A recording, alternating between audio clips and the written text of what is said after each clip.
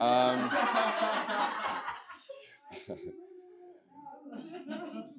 Welcome everyone to the first Bring and Share. I know most of us are all internet friends, and it's really interesting that everyone's in the room for the first time. Some obviously closer friends than others. Others are new friends. So welcome. Thank you for coming out on a Saturday night and on such short notice to come and listen to us. Just a few formalities. The bathroom is just around the corner over here. Please use it wisely. Liz still needs to sleep here tonight as well, so leave it in a good condition. There's food at the back. There's burgers. The bar's also around the corner. Some of you already know that. Help yourself. This is all about breaking bread and just no formalities here. The only formality here at the moment is we are recording, so we'll be streaming this conversation. The team will be taking some photos as well. So if anyone is against photos or have any problems with that, come chat to us afterwards. We'll make sure that doesn't see social media. Cool.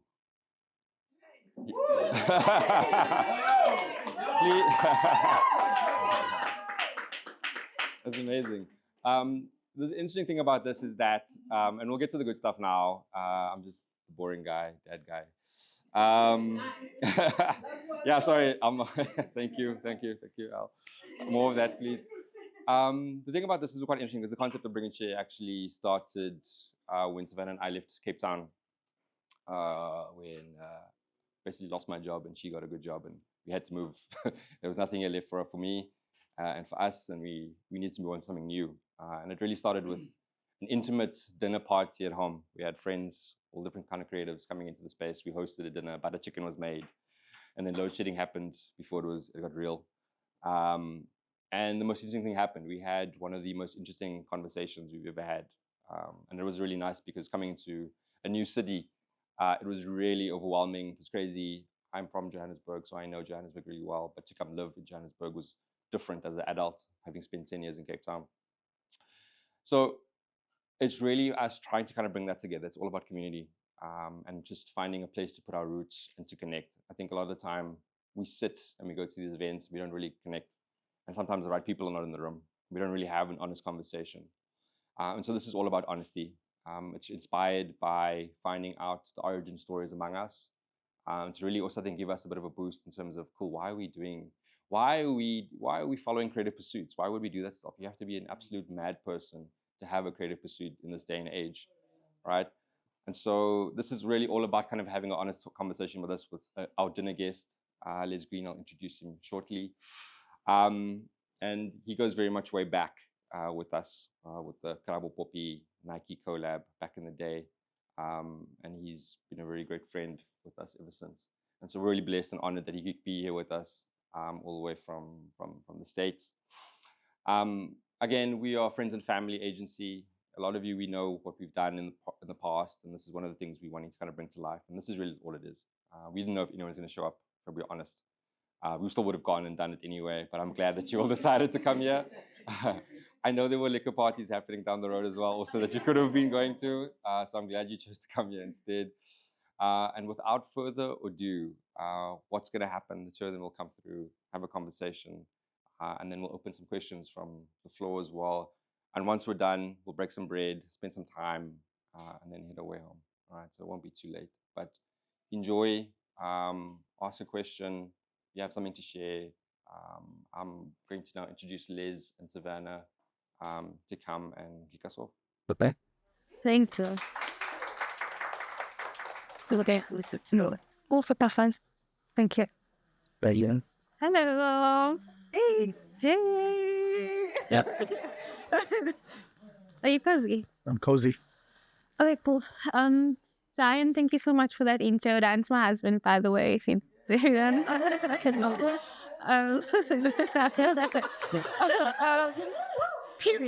And yeah, we really founded Friends and Family out of a love of Friends and Family. It started off with me leaving an agency, and someone said that their sister worked at a big liquor company, and they were looking for an agency to do 2 campaigns, and me, one person. I was like, I have an agency. I have it. And I registered the business, and I got all of my friends to do things. Like Celeste was writing copy, taking pictures. Dan was doing strategy. I was just lying in meetings. But the campaign, but the campaign was hot and clients really loved it. The company was called Bay Area because that's what it was. Years later, I had some cool jobs, managed some cool people, and I had a baby. And I thought at the time that I was shit hot. I think I was 22 or 23 and I was heading up marketing. And I actually wasn't. I wasn't happy. I was tired. And then I had this little person and she was everything and I just wanted to bake. You've seen my food account. I decided to leave with nothing. And Dan had a full-time job, so that was cool. And then it was like, you had a turn, now it's my turn to be unemployed for a bit. And the agency took off and we realized that the heart of our agency was friends and family and just leaning on people we love and trust and trusting that they are super knowledgeable. And in that journey, we obviously met the amazing Les Green, who will introduce himself. Les, you've always been so kind and so insightful. We're chatting about the first time we had a conversation and I was so young. We didn't really know what the Nike by You campaign would be, but I was on a call with Les and I was like, Les, listen, I need an ambush jacket. You can pay us in an ambush jacket. Like, I'm gonna need 2 ambush jackets, 1 in large, 1 in extra large, maybe shoes and 2 Jordan pants. Thank you. But you really, like, you were so kind and now we can have different conversations. So that's it. I love it. I love it. I guess the name and kind of concept of your agency is in line with like who you've been the whole time I've known you. So it makes perfect sense that it's friends and family. Thank you, Lee. Yeah. Cool. So tell us more about yourself. Who are you? What's your origin story? Okay. Yeah, my name is Les Green for everybody who doesn't know me. Born and raised in LA, Los Angeles. Just a curious kid who grew up like reading the back of cereal boxes and watching cartoons on Saturdays and just interested in media and culture. I think probably my life shifted when I got my first pair of Jordan 3s. I never really wore them. I just had them like on my desk. I built like an altar basically to the Jordan 3s because the box was so nice and the shoes were so nice. So I didn't want to ruin them. So I just, walked in my room every day staring at these shoes. And so sneakers obviously was like a big part of my life. Back then, I would have never thought that I would have ever worked for Nike. That wasn't even a thought as a kid. Nike was like something you consume and you wear, not something that you can actually do. So it wasn't until years later that I figured that out. Another, again, just as a kid, like watching TV, there was a show, I'm not sure if you guys are familiar with it, called A Different World. It's a show for old guys like me. But when I was a kid, that made me want to go to college because college just wasn't really exciting. It was like something my parents told me I had to do. But watching that TV show got me excited to go to a HBCU. So I ended up moving from LA to Atlanta to go to school, which kind of, again, a big transition for me. I won't go into it here because it's another story, but my freshman year of college during homecoming, I actually got shot. Wait. In Atlanta. No, where in your body? Oh, in my leg. Yeah, the bullet is actually still in my leg. Why? It was just, it was like a wrong place, wrong time thing where like a lot of HBCUs in the US are in like pretty rough neighborhoods. So in the like 90s, you had this weird juxtaposition of like all these like, smart aleck college kids next to like poor neighborhoods. So sometimes there was beef, So, so that even was like a shocker, like, oh shit, college is not all safe. And Rose is like, I need some backup plans. So I stayed in Atlanta for 10 years during a period where Atlanta was like really like a Black American mecca. Everybody moved there and thrived there. So again, it was a me seeing like people that looked like me in CEO positions down to like people working at McDonald's. So it was like, it was eye-opening. I left Atlanta to move to DC. I had my daughter then. So I was like, I have to be a real adult now and have like a proper job. So I started working in marketing for a nonprofit called Truest, which is all about like tobacco and just trying to convince people not to smoke. And it was a great job. I loved working in marketing. I didn't really want to stay in nonprofit. So I decided then I really wanted to work for Nike. About a year before that, before I left Atlanta, it was like All-Star Weekend in Atlanta. And I was like hanging out and going to parties, and I literally physically bumped into a guy. And I, as a sneaker guy, I look at the shoes first before I even look at your face.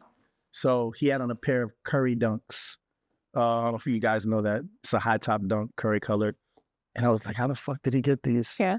And then I started talking to him. He's like, I work for Nike. I said, oh, you work at the Nike store? He's like, no. I said, oh, are you a shoe designer? He's like, no, I work in marketing. I was like, wait a minute. You can work in marketing for Nike? So that's like the moment I realized. Just any job. Yeah, it was like, oh, that's something you can just do. So I went to work for this nonprofit, and I decided I'm going to do whatever I have to do to work for Nike. So I decided to quit my job, good job, and go back to grad school because I thought that would help me. So I moved my wife and my daughter into my in-laws' house in Brooklyn, and I was flying from Brooklyn to Richmond, Virginia, to go back and forth to grad school for like about 2 years. But the school was like a creative-based, innovation-based school. I fell in love with the program. I could have done like a part-time thing and got my MBA in 4 years, but this is like the program I wanted to do. So luckily I had a, understanding wife who was, willing to make the sacrifice with me. Ironically, Nike came to the school to recruit that year. It's the only year they've ever been there. And I developed a relationship and we started to build. And, a few years later, 2010, I started to work at Nike. Okay, God. Yeah, exactly. Exactly. So I started at Nike just like initially just putting my head down, trying to work as hard as possible. And one of the lessons in the first few years is like, and I think you mentioned it in the intro, Ryan, like you have to build community. Like hard work without community is like in a vacuum. It's just, you don't see it. It doesn't go anywhere. So after my second year, I really started to like, look up from my desk and start to really like interact with people, find mentors. And man, I had an amazing career at Nike, like humbly. Like one of the first things I did was work in the London Olympics, which was like my dream. I loved the Olympics. When I was a kid in LA, the Olympics came and I was just like awestruck by it. So working at the Olympics was amazing. I was on the team. I was talking to somebody earlier that we like came up with the idea of Air Max Day. Yeah. Like literally like in a conference room, like in 2013, like in a meeting. And that took off on a life on its own. And then around 2015, I was starting to get a little bit antsy, not bored, but just antsy. And I wanted to like experience a job overseas. So I was like dead set on moving to Amsterdam because that's where Nike's European headquarters is. And my boss brought me into a room. He's like, oh, I have another job for you. He's like, I want you to move to Johannesburg and lead the Nike Africa marketing team. Without making a phone call to my wife, I just said yes on the spot. I'd never set foot on the continent, but I knew that that's something I wanted to do. What year was this? 2015. Okay. This is like January of 2015. What was this? So when were you at Wieden+Kennedy? So I skipped a part. So the part. So when I was in grad school and I started developing a relationship with Nike, it's all about patience. Like, so I literally met Nike in between my first and second year of grad school. And you want to talk about just like impatient Aries. Like, yeah, I was like, I won't even finish my second year. I'll come to Portland now. Start sign people, yeah. Wait, Serena, 80s people are so impatient. Wait, you need me there now. Yeah. So I was like, I'm just going to forego my second year. I'm going to come to Nike. She was like, chill. Like, just wait a few months. Yeah, just relax.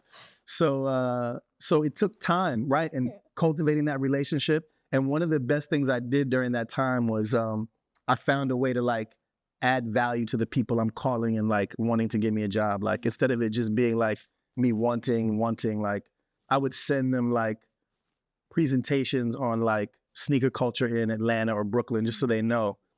And then it got to a point where like they would get so dependent on it, I would like not send it. Yeah. Because and then they were like, oh, you didn't send the report. I'm like, okay. That means you needed, like just so they then like yeah, exactly. So as that was taking long, I did an internship at Nike for one summer. I still didn't translate into a job, and I was unemployed. I had a kid. I'm in my in-laws' house. Like, I don't know how this is gonna go. So I graduated in May, and I was looking for a job. finally in October of that year, I got 2 offers on the same day. One from Adidas and one from Wieden+Kennedy. And so I signed the Adidas offer letter, and I think I might have faxed it in. I think it might have been that long ago. Yeah. Or maybe it's scanned, but I sent it, and then I was tossing and turning all night. My wife was like, "You're a lunatic. You went to grad school to get a job just like this, so I don't know, like, why you're unhappy." But it's not Nike. I know. So I woke up the next day, and I called Adidas, and I rescinded the offer. And they were not happy. They were not pleased at all. My wife was annoyed with you, definitely. Clearly. The WhatsApp group chat would have been buzzing. Videos and stickers about you. Yeah, for sure. So I took the job with Wieden thinking that, I'll work for them for 2 years and then I'll get to Nike eventually. So I moved to Portland to actually work for Wieden. And I was driving 3 times a week to Nike to present campaigns because I was a strategist. Yeah. And then the people at Nike were like, Who is he? "You here like 3 days a week? Do you work here?" I'm like, "No, I work for Wieden." And then for like after 5 months, they're like, "No, you need to work here." So they like called Wieden, was like, "Les is coming to Nike," which didn't go over well with Wieden. In fact, I think they signed an agreement that they couldn't do that anymore for any future employee. You like the drama, I feel like. It was good to be wanted. Yeah, yes. So Because you put in the work. yeah, I did. So started at Nike, worked at the Olympics, Air Max Day, launched Nike Tech Pack. That was like my first big campaign. It was huge. And it really changed. Like, people don't remember, in 2010, 2011, people weren't wearing head-to-toe Nike apparel. Like, it was sneakers only. Like, I think only Eminem was wearing head-to-toe Nike, which is like, no shade, but, not our style inspiration, you know what I mean? So Tech Pack really changed the game for Nike from an apparel standpoint, which was big. Landed here in SA in Joburg, leading a team of people, and I fell in love with this place. Like, it was transformative for sure. Like, when I would go back to the US for meetings, people would be like, "Okay, so how's Africa? Like, what's going on out there?" Elephants, lions. And I would just tell them, "Hey, I love it. It's just like my favorite place." They're like, "Really?" It's almost like they probably sent me there to like test me. Yeah. And then I was like loving it. And they would always ask me, "What do you love about it?" And I was like, I don't know how to put it into words, but like, diversity is like a really big buzzword. But I felt like landing in Johannesburg was like the first time you actually see diversity, like real diversity. Like, It's something about Johannesburg. I love Cape Town. So I'm from Johannesburg, but if you see my bio, it says Capsicum. And if anyone tells you I'm from Johannesburg, I'll be like, no. But there's a part of Johannesburg that's so beautiful. Like, Braamfontein changed my life. Truest changed my life. Like, there was a time that I was doing parties there, and I was having they had a big G-Star party, and he had a Sneaker Lab party, and it was like a battling for whose party's fuller, and like what? me, obviously it was G-Star. So the other thing was that there was a cool agency there. That's when I met like Karabo. I think I met Reese, Roger, like with parties so much. I didn't realize how unsafe Johannesburg was because we would like walk around at 2 a.m. because the community was so tight. And what I loved about Braamfontein, and it's something that Ryan really highlighted, was that you meet someone and they're like, "Listen, I'm selling muffins, but I also have a merch range and I'm a CEO of this content place." And it completely changed the way I thought. Like, the chemistry in my brain just... Yeah, I agree. Same with you. It was transformative. I tell people all the time, I would say the difference between one of the biggest differences between the US and SA is, I use the radio as the analogy, right? So if you listen to the radio in the US, most stations is like top 40 hip hop, R&B. So you hear pretty much the same song. There's a little bit of regional difference, but if you're in New York, LA, Chicago, it's kind of the same music, 90%. When I was here listening to the radio, I was like, okay, 40% is top 40, what I hear in the US, then like 10% Kwaito, and then other music, and like, it's like curated. Yeah. So it's like, they're getting actually the best of both worlds. Afrobeat, like we're getting only the 40% of what you guys are getting, like 90%. So it's like, it's just more inputs and more nuance and more culture. Like I tell people in the US, like, if you tell somebody you're Black here, that doesn't tell you anything. Yeah. That's like, okay. And it's like, but in the US, sometimes the conversation stops. It's like, you're Black and you're from Chicago and that's it. But there's no like more depth in it. So it just started, you know, I just would think differently after I lived here and worked here and, you know, just became like part of home. Yeah. I actually forgot that you were American because there's like a thing going about like visa policies and all of that. And we call foreigners digital nomads. And we're like, oh, like foreigners are coming, digital nomad. And then like, I know like you are always here. And I told Dan, like, it doesn't even feel like it. It feels like you are part of the furniture. Yeah. Which is cool. But what I really wanted to know was, when did you fall in love with culture? When did you fall in love with marketing and then bring culture to life? Because you do it so well. It's like left foot, right foot for you. I think it's going to sound weird. I think I loved marketing since I was a kid. Like I said, I was reading cereal boxes, watching cartoons. There was a TV show. I'm sure nobody in here has heard of it. But I used to watch it with my grandmother. It's called Bewitched. Yes. You know Bewitched? Yes. Okay. What do you mean? So if you know the story Bewitched, it was like the woman was a witch and she's married to a guy, and that guy was in an advertising agency. Yes. So he was like old school, would like have, you know, these big boards and doing these pitches. And that was like the most interesting content to me. Like the witch part was whatever. It was like, what crazy like detergent or candy bar is he pitching, and like what's the jingle? Like, so that stuff was really interesting to me. So I just would always pay attention to how things were sold, like advertisements and magazines I would rip out. So I was always interested in communication. I think really what it boiled down to is, I think that, you know, whether it's entertainment or advertising, has a really big hand in shaping the way that people think. Yeah. And that's the big, like, marketing can be the biggest commodity. Sorry to break your word. No, yeah. Ryan and I, Ryan's working on something, which I won't share. But we were saying that Americans but I don't know what natural resource you guys have. Like South Africa, we have tons. Africa, we have tons. I was saying that your natural resource is marketing. You take marketing like so seriously. We market America. Yeah. But So who's the PR lady? I love her. But she's been working hard. Came way back. Yeah, there's a new one in place and she's not doing so well because she's not doing so. Needs to be replaced. Yeah. And Diane and I love it. Oh, sorry, Leva, for touching the mic. Like, we just love how seriously you take it. Americans take it. Yeah. So there's that. But I really wanted to know, as a person of color, you are in these rooms filled with people that are not of color, and you really fight for your space and your spot to be there.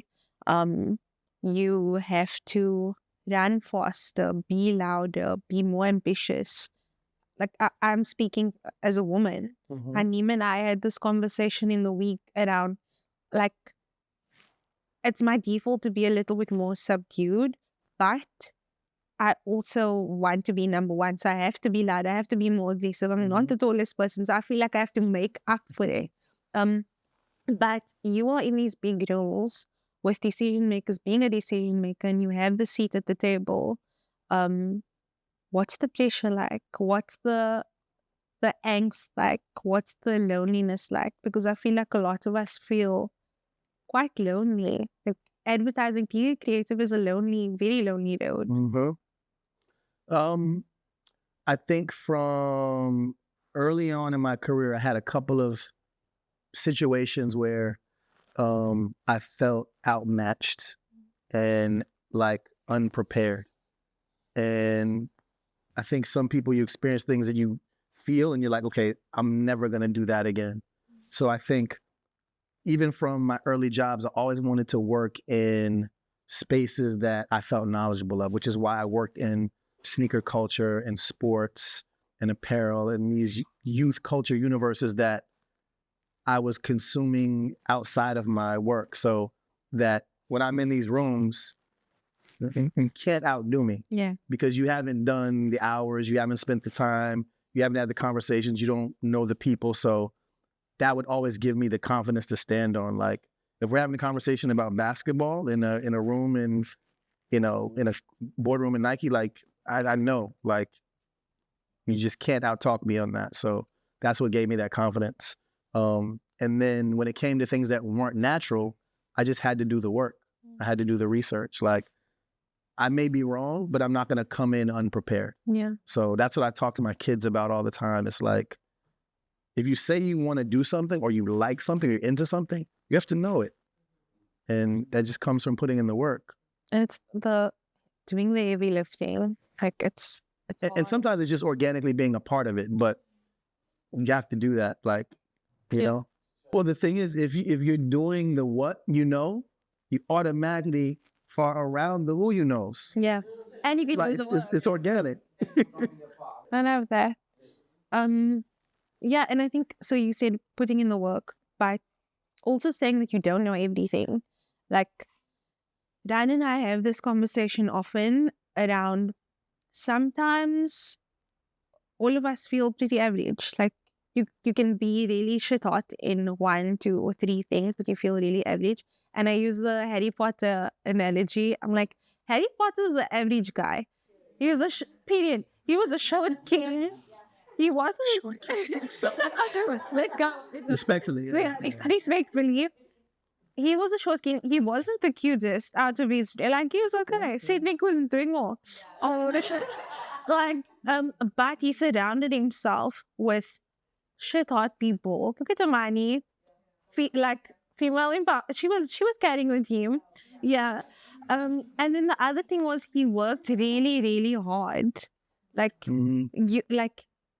I remember when I started in advertising, I was packing boxes. I started at 6:30 in the morning and I ended at 8. When we had board meetings, I was always like pitching and like saying, we can do this, I can do that, like, I can connect you to this person. I can imagine that. Yeah. I can do this, and I would figure it out even if I couldn't. So I think my next question would be, when did you feel like a flop? Like, you tried, so actually 2. You were flop because it was your own fault. You flopped, it was your thing. And the other thing was when you really put in all of the work, all of the ingredients were there. It was out of your control. Because that happens. It does, yeah. It's a really good question. Let me think of a good flop. Are there a lot, Liz?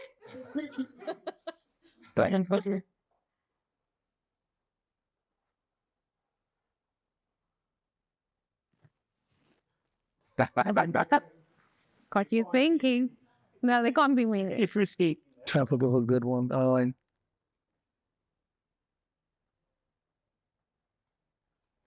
She's okay. I remember now. This was a good lesson too. 2011 going into 2012, I was working on the Olympic team for Nike, which was like, again, a dream job for me. I love the Olympics. Super ambitious. One of my first jobs at Nike. I'm like ready to go. So the product we were launching, which was a flop, but that had nothing to do with me. It was like digital product. They were doing like digital sneakers. I don't know if you remember this. Like, it can track how high you jump and all this kind of craziness. And then obviously during the Olympics, it's a moment to like really do athlete storytelling. Like, Nike does that almost the best of anybody around the Olympics. They do. So I was leading the marketing for that. And instead of being like singular focused on one, I spread myself really thin. So we had a storytelling campaign that was super inspirational and emotional. And then we had all this tech stuff that was like highlighting the product and all the functionality. And then we were doing like campaigns around the national kits for all of the different countries. And they were all amazing, but we put them all out at the same time. And so none of them really resonated because there was a little bit of media and people were like also like confused, like, what should I be paying attention to? And yeah, I mean, honestly, of all the like Olympic campaigns in that recent time, it was not the best. Why do you think you did that? Do you think you wanted to prove something to people and to yourself because it was such a it was a big deal, or do you think there was pressure to do that? I was voluntarily serving too many masters. Yeah, I wanted to show everybody that I could do their thing perfectly and nail it. And some of it was good, but if you have some ingredients, you put them all in the same pot and it tastes like shit. Yeah. So that was a flop. Yeah, one of few. One of few. Those few. Handful. And then when do you feel like you really flopped and you did everything in your power to make it a success? Because that also happens.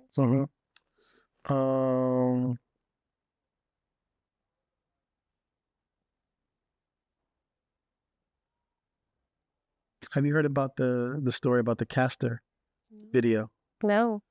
So here's the inside scoop. When so Caster's obviously like a national treasure here. Yeah. Nike has embraced her recently and put a lot of like energy behind her. But when I was first here, I had no idea who she was, but obviously my team did.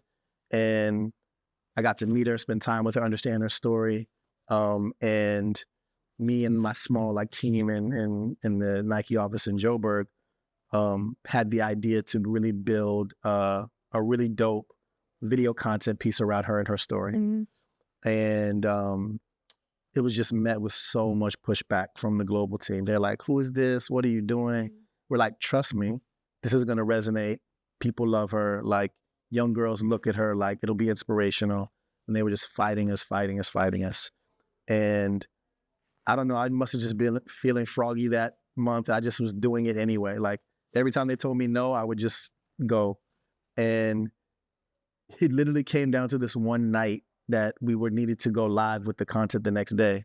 And me and Ning and a bunch of people in the office were like sitting in the editing suite, probably in like, I think, Bryanston somewhere, just like fighting with the team. They're like, okay, if you're going to do this, you need to edit it. And we're like, no, we're not editing this, and just going back and forth. We literally slept in the studio like basically all night. And so we put it out and it was a good content piece, but because global didn't really support it that way, it just really didn't get the visibility, and like, it just didn't travel as much as it should. I think later people went back to it, and eventually, obviously, her story became a global story for Nike, and I think we had a big part of that. So I think we did all the right things. We fought the right fight. I mean, I probably put my job on the line. Like, I easily could have been fired for that. If I wasn't so far away, they probably would have. So. And thank you, because I feel like that's a very similar way that the guys at Linkers do it, and I love them and really respect them for that. They're mavericks, they're pirates. Yeah. They do whatever, not do whatever they want to, but they really push the boundaries. They do what they believe in. Yeah, they do what they believe in, and it's all hard. It's hard overhead. And it's something that Ryan and I really, really admire. Like, and this brings me to my next point, that I'm gatekeeping. Don't know. Shout out to Uncle Jack for the. Yeah, thanks, Uncle Jack. Kicks. And like, Callan, so this is what I love about our friends. We were having Bring and Booker at Al and Fatima's house. I pulled Al aside and I was like, Al, I need you to connect me to Callan. A lot of people know Callan, but it needs to come from you, okay? And I need you to phone him, like talk us up, please, because like we've heard amazing things about Limkus. We've seen Limkus. We have so much respect for Limkus. Al didn't have to do that. It was Al.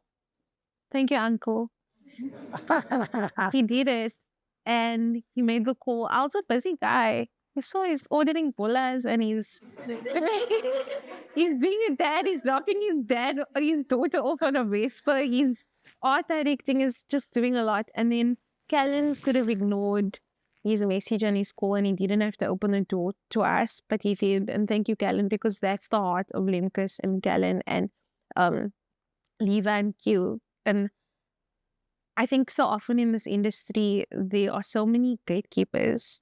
There's people with a lot of power, but they keep it to themselves out of ego. They want to be the sneaker guys. Like, if you are friends with me and you dance for me and you are like the royal jester, Yeah, if you and you are the royal jester, I might give you a pair of shoes, tackies. I might give you a pair of tackies if you do this for me. We can be friends. But the people in this room don't move like that, and I love that. Gatekeepers gatekeep out of fear.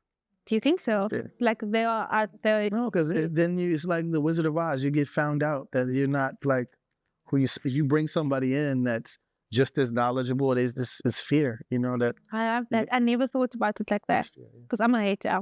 Oh, because I love star signs and I love Myers-Briggs personality tests. And I'm a campaigner, so my thing is I like to lead from the back and like connect people. So gatekeepers really irritate me because I'm like, there is enough.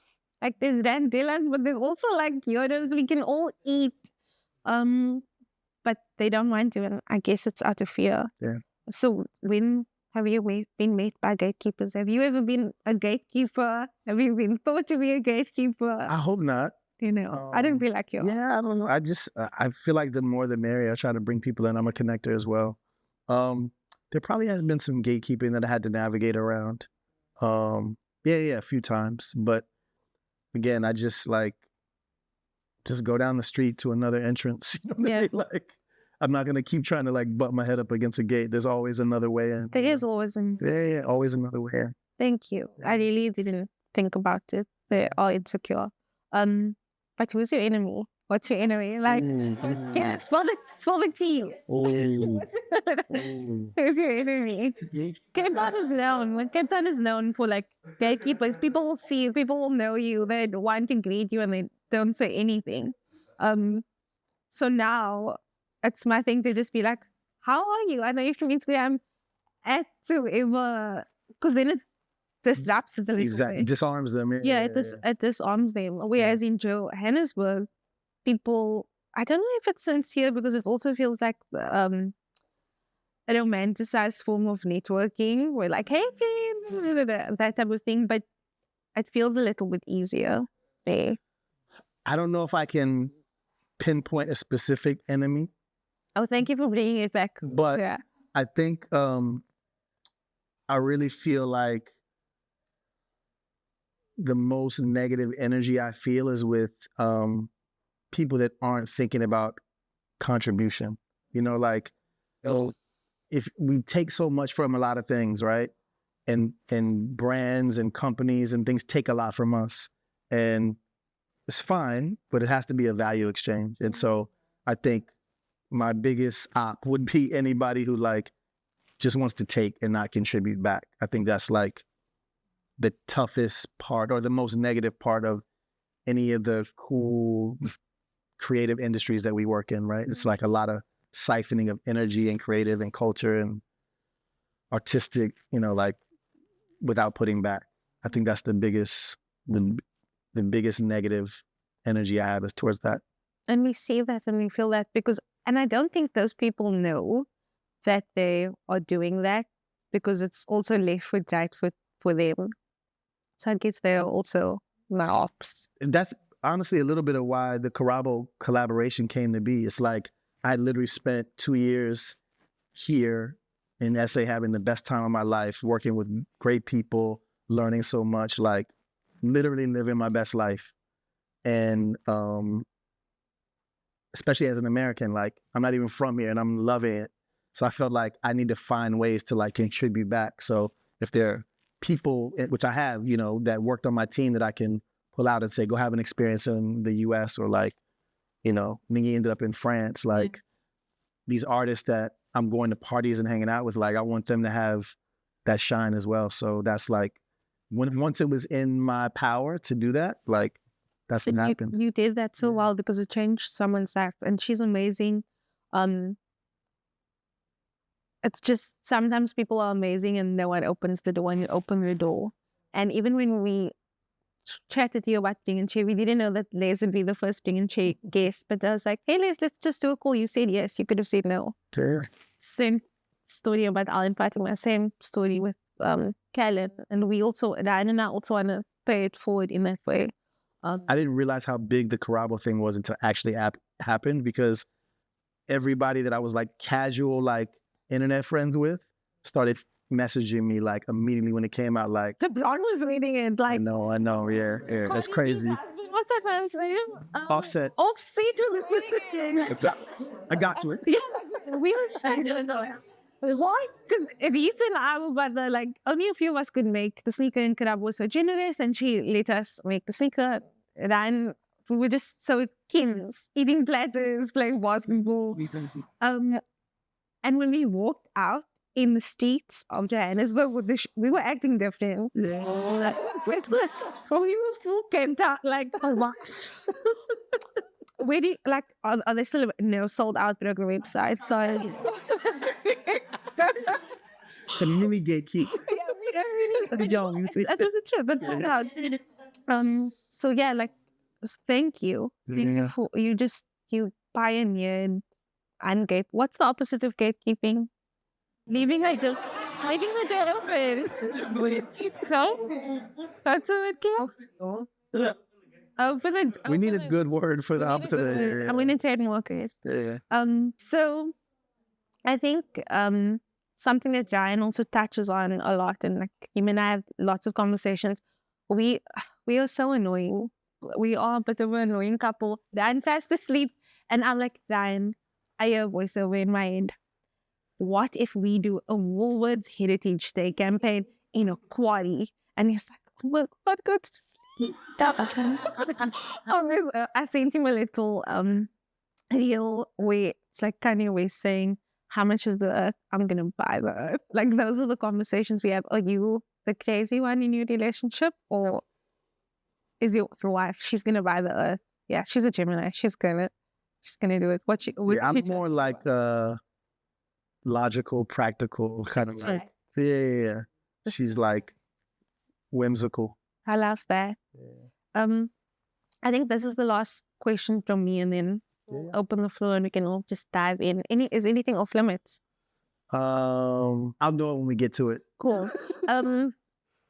So we chat about lose a lot. Ryan brought it up and then we just unpacked it. Mm-hmm. So oftentimes everyone says, it's a win-win situation. It's a win-win situation.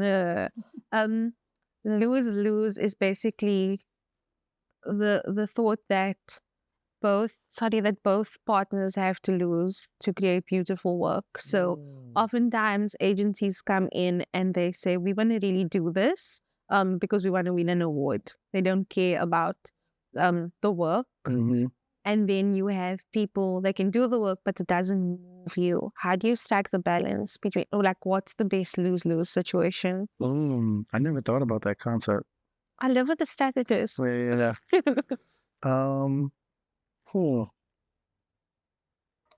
I think that, I don't know, maybe I'm too much of a purist in this regard. Is like, I always just think about the work first. Mm-hmm. Sometimes instead of like what it means for my own career or what it means for the agency, but like, is the work gonna achieve what it needs to? You know what I mean? So in that case, I don't kind of care who loses, because the mission is the mission. You know what I mean? So if you lose an award because you're doing something, but that's what the client needs, or that's what the brief calls for, or that's what you're trying to achieve, then like, I think about it that way. Yeah. No. I love that, because if the work is good, the work will win awards because it will move people. Or it won't, and it works. You know what I mean? There's a lot of work that is award winning that didn't result in a single dollar from a company making. Yeah. And there's lots of work that won 0 awards that changed companies' bottom lines for the better. So yeah, it's just different. You know what I mean? Like, I've never been an awards guy. Like, I've won awards, but never like with that intention. You know? Always like as an afterthought, like, oh shit, we won something, like. And then you came back. A young laureate. Okay, I want to open the floor up, ask questions. So two-part question. The first one, maybe context. So you headed the brand at Nike originally, and then I think your current role is the CEO of Slam. Very recently, I just left that role. Okay. But for the last 2 years. But I mean, the question is largely based on that transition, though. So what is so from a marketing point of view and then to a CEO point of view, obviously your KPIs and what you're trying to achieve is very different. So I mean, I'd like to, let's say, hear just a little bit more about that, if that's cool. And then the second part is, so over the past year or so, I've been fortunate enough to engage with a lot of MBA guys that work in the MBA or with different teams. And from a South African point of view, I'm a sports guy also, more specifically. Our sports is huge. We have a huge sports culture. You obviously know South Africa and more specifically football as well. So football is our biggest sport that's booming from a numbers point of view. But a lot of times it feels like we lose a lot when it comes to marketing, when it comes to, I mean, our stadiums are always empty unless you're in Johannesburg, you know. So from a marketing side, and then looking at the models that you guys have created in the States, so NBA, NFL, whatever, you guys obviously your raw material is that marketing, that hype, creating those sort of things. So what could we do on that side to build those sort of spaces? Two really big questions. So I'll tackle the first one. So when I was, obviously most of my career has been in marketing. And for the first 5 years of Nike, I was in Portland in a global role. So in those roles, you're really, really siloed in dealing with marketing and marketing functions, creative, PR, retail, like you're strictly in marketing. When I moved to lead Nike Africa, you're in a region and it's different because you're sitting next to logistics, to finance, to HR, some of these more like business functions. And so I really enjoyed that because it put the marketing in context. A lot of times as marketers, we get briefs. We don't really know what's going on with the business, or the information we have is incomplete. And so I think sometimes that would inform how we're approaching to solve a problem. So I really liked being connected to the business. I knew what retailers were suffering, which ones were doing really well, which part of our business was in the toilet, which one was we needed to bring back up. So it just made my job easier. So after that, I never wanted to be out of the loop of the business side. I moved to Mexico right after I left Africa to lead Nike Mexico in Mexico City. Same thing, like connected to the business. When I went back to Portland, I was working on Nike Bayou, used to be called Nike ID, and it served as its own business unit. So I just really started to get this itch for like going beyond marketing. Not that I didn't love marketing, I still did, but I wanted more context. And so that's what kind of gave me that idea and experience to really run the business. And so I think that's what led to the opportunity for me to lead an organization, a media company as a CEO, to really, I understood the business side of it. Yeah. In terms of your second question, I mean, I think when I first moved here, what I loved about the sport culture here is that it wasn't just football. It was football, basketball, rugby, cricket, like everything. It's like a really multi-sport country. Yeah. In America, it's like a two-sport country. You're into two sports, so whatever those two are. It's like football, basketball, baseball, football. Like most people aren't fans of multiple sports. I think the NBA specifically, which I'm a huge NBA fan, has done a really good job of fueling fandoms, right? Like the blogs, the debates, the shows, the gear. I mean, I'm a huge Lakers fan because I grew up in LA. When I was, back in grad school, kind of going between Brooklyn and Virginia, there were like, in New York City, there were like Lakers groups that would take over bars and watch the game. So like, they just take the fandom piece really, really seriously. And I think the teams know that and kind of market that way. I feel like I've seen a lot of that here with the football teams. So I feel like it's there. But I think it's tough to balance being a multi-sport country and like really developing these like crazy fandoms that will fuel the stadiums and things like that. And I also think the NBA specifically like made bets on the type of fandoms they wanted to cultivate, right? Like the music choices, the visuals, the ownership groups, like Usher owns part of the Cavs and, this rapper owns part of this. So like they really started to embrace youth, popular hip-hop, street culture in basketball. And I could be wrong. I don't feel like that's happened with football here. I could be wrong. I think part of it is, I think sometimes like what happens with the European football leagues kind of throws everybody off because those things are so storied and so fanatical. They don't have to do those things. Like if you're a Tottenham fan, like that shit's gonna get passed down from generation. The stadium's gonna be filled. They don't have to tap into cool, and they don't. Not really, maybe a little bit, but like they don't have to. And so I think that for other football markets could serve as like a false model. You know what I mean? Like, I don't know. There's also the thing about people who are like soccer fans in South Africa are also people who are not necessarily in this culture. They're without actually, they're almost like from the townships and from like, I don't know how to describe the thing and say the word, but you know what I'm saying. That the people who are supporting soccer in South Africa, Pirates people, like Chiefs, the people who are in the things wearing they're not us. It's not us. It's aunties from Khayelitsha, it's aunties from Elang. And so that distinction, and I don't know how it is in America, but that distinction of who the people are maybe is the disconnect, because we're trying to connect it to culture and this culture, but it's actually another. And if you think about South Africa in these like tiers, it's another culture. It's a culture that we're not in conversation with. It's a culture that we're not tapping into. So it's hard to market to, firstly, people who don't even have money to buy the sneakers that we're trying to sell them in order for them to go support Pirates. When they're like, we support Pirates and we makeshift everything. And yes, we go to Belleville. We do all of these like really amazing things of supporting this. Yeah, they're not on Instagram. They like, so the marketing almost needs to be different. I feel like it's actually it's a brand job. Like Lez's chat about pouring in. There was such an amazing documentary.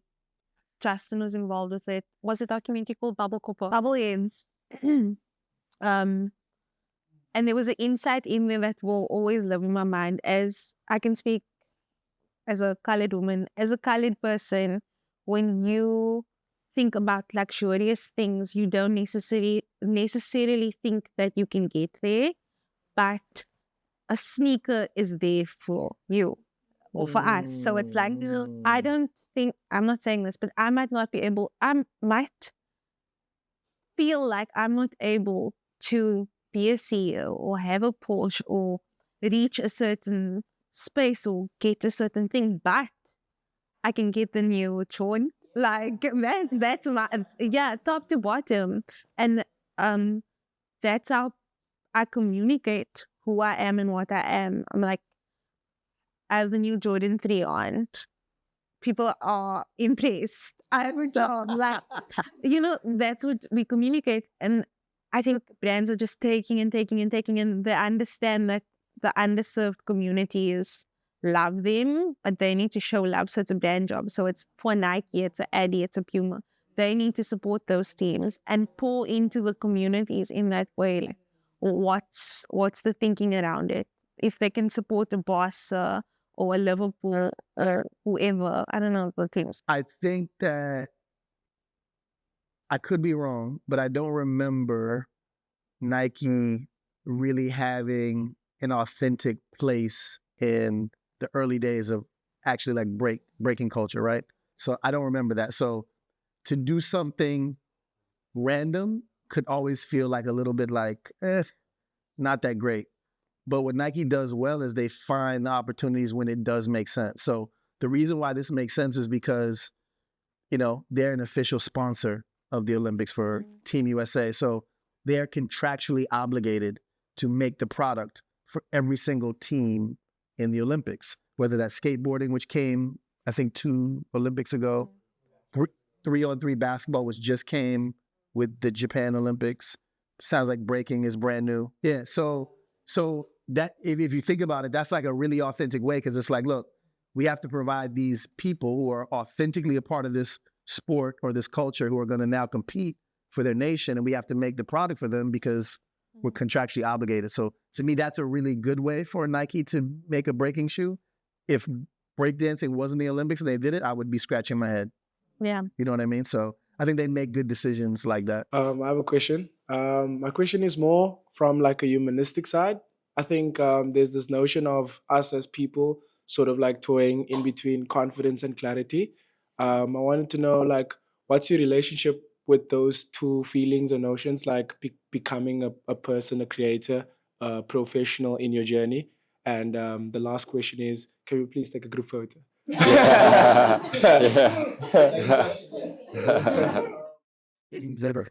Can you expound on that? I mean, between confidence and clarity. Yes, sometimes as people we have the confidence first, but maybe find the clarity later. Sometimes it's like confidence first, with no clear understanding of what it is we are or want to be, but the confidence is there to show up and be. So I wanted to know, like, what was your relationship with those two notions as a person? I think maybe that one leads to the other, right? So I think there is a natural like Aries confidence that probably exists. But as I said, I think I always gain my confidence from being prepared and understanding and being a part of something. So I'll tell you this one quick story that like shaped this. So I think when I first graduated college, it was a really tough job market. And so before I got to do all of these like cool like marketing, like experiential gigs, I just needed a job for a paycheck, right? So I was going on the dumbest job interviews you can imagine, just like We've been there. just worse, like newspaper, Craigslist, like just finding the worst job advertisements. And so I was really desperate to get a job, and I was in an interview, and they were, you know, testing me, like, do you know this? Do you know that? They're like, do you know accounting? I'm like, a little bit. And one guy asked me, he's like, are you familiar with risk management? Yes. I'm an expert. I was like, I took it further. I was like, I take lots of risks. The look on this guy's face. I was like, oh, I'm not getting this. I went home. I was like, risk. Oh, that's insurance. But it's still, but it's, I think, Patando, it's the audacity. Yeah. Like, you know, there's a like confidence can sometimes feel like it's driven by ego, and maybe it's not. Maybe you're just like confident because you have the know-how. But audacity is the communication of confidence. Like, you need to, sometimes you maybe don't have the confidence, but you're audacious. Like when I applied for the Basa job, they were like, how are you with SEO? I was like, I'm the best. Tech guru, IT specialist, Googled SEO. But it's the audacity, the bravery. So I never wanted to be in that situation again, right? So I made sure that like, I just, you know, didn't speak about things that I didn't really know, and made sure that I knew really well the things I wanted to speak of. So that's like, I went into situations after that with a lot of confidence, because I wasn't going in unless I was prepared or valid or like really knowledgeable. So, but you're right, that doesn't always give you clarity on what you want to do, what it really means, what does it actually bring you. So I think the confidence leads you to get into these situations where you have access to experiences and people take a chance on you, or you earn your spot somewhere and you get there. But getting there is just like the first part. Then you have to do it. And I think as you're experiencing that, that's when the clarity comes. Like, I wanted to work in marketing really bad, but I didn't work in it yet. And then I got there and I started to understand, okay, this is what marketing really is. This is what it provides for me. This is what I need to give back. This is what it doesn't provide for me. This is what sucks about it. This is what's great about it. That's when the clarity comes. And I think when the clarity comes, that's when you make decisions on, is this something for me? Do I still want to stay here? Do I want to go, you know, sell vintage clothes and make a strawberry? Yeah, exactly. Yeah, so the confidence will lead you to getting experiences that can provide clarity. That's what I would say. I didn't have a question, and now all of a sudden I have a question when you said no more questions. I guess I just want to, I enjoy the softer side in my dad life and living in my feelings. So I just want to know from your side, like, you've lived all over the world. Well, you've lived in a couple of places and you've led different teams and worked in different cities. But how do you find South Africa has changed you? Has it changed you? How has it affected your life? As somebody who's come here from, almost a different world. It changed me a lot. I feel like the 2 years I spent here felt like 10 years because it started to become part of who I am outside of when I leave South Africa. Like, I feel like I kind of represent it, even though I'm not from here and I'm not a citizen. I'm building a house here. So my plan is to move back and live here. And whenever I go places, people always ask me about places I lived in. I always say that my favorite place on earth is South Africa. And I'll attempt at telling a joke, but it's funny because when people in the States ask me, like, because they always because of the perception of South Africa outside, there's always a little bit of underlying negative nuance when I tell people that's my favorite place on earth. They always look so really and the way that I explain it to them and kill the conversation, I'm it's the same as being white and living in America. That's how it feels. And the fact that they understand that is almost, they're like, oh yeah, I got you, yeah. But that's the analogy. That's how I feel being here. So, yeah. Love that. One last question, and it's probably the most important to, let's say, maybe 4 of us here. Myself, Carl, Q, and Justin. There are 2 sectors of Nike. You have Air Jordan and you have Nike. What's your favorite shoe from Nike Air and Jordan? Ultimate favorite. My favorite shoe in life, which I think is also the best sneaker ever made, is the Jordan 3.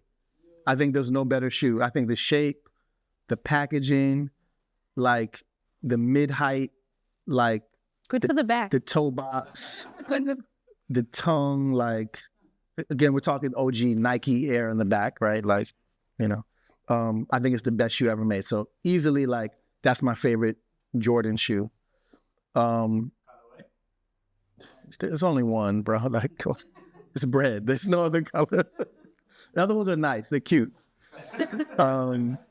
But bread is the color. Me with the other one. My favorite Nike shoe that's not a Jordan.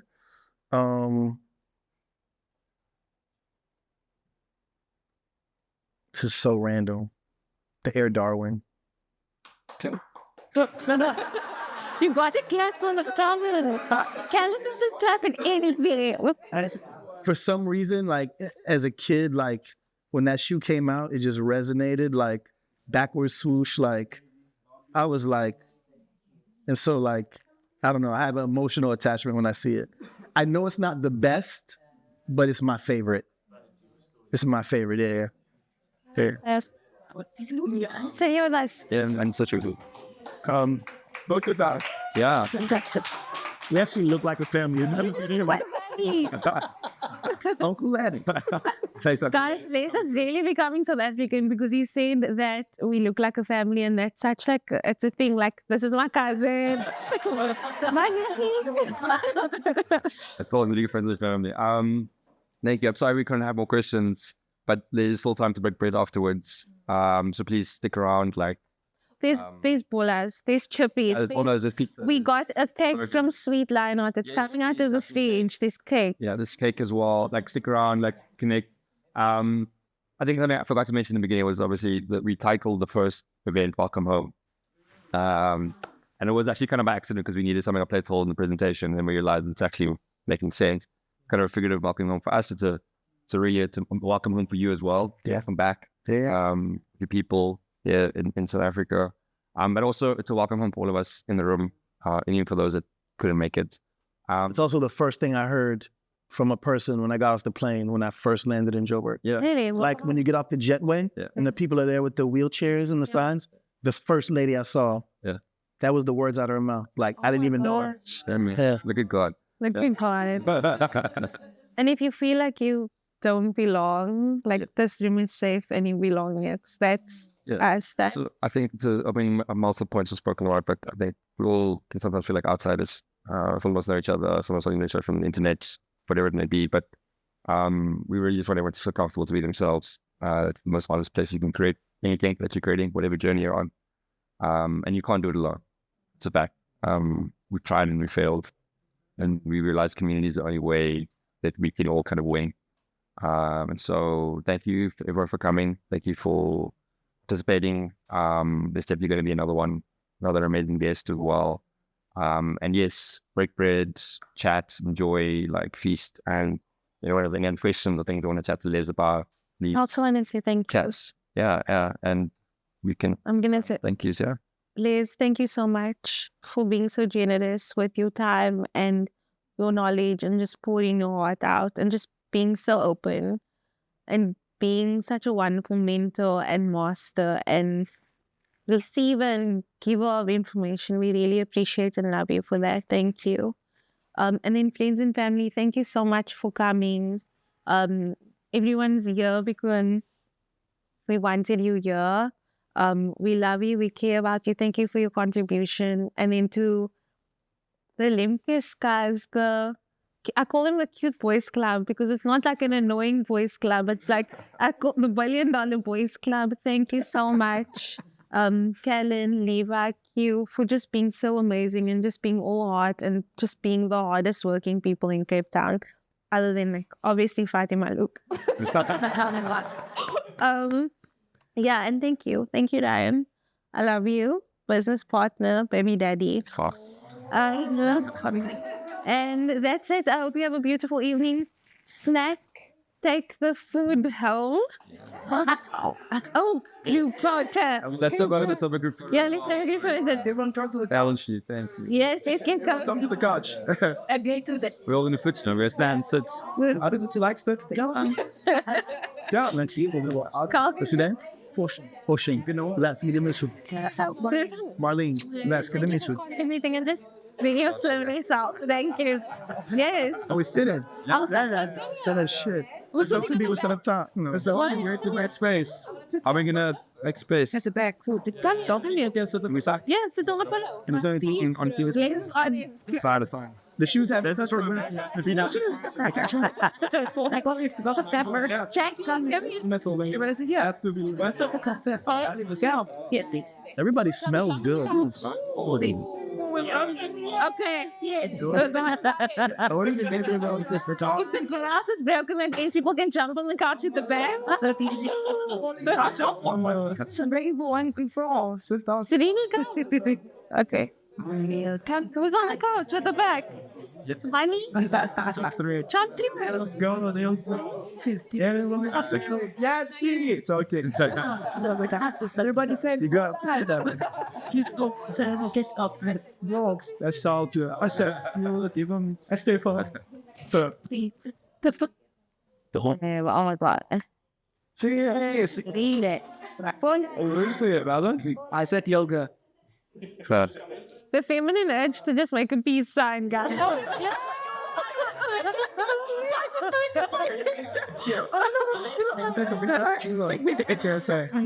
Just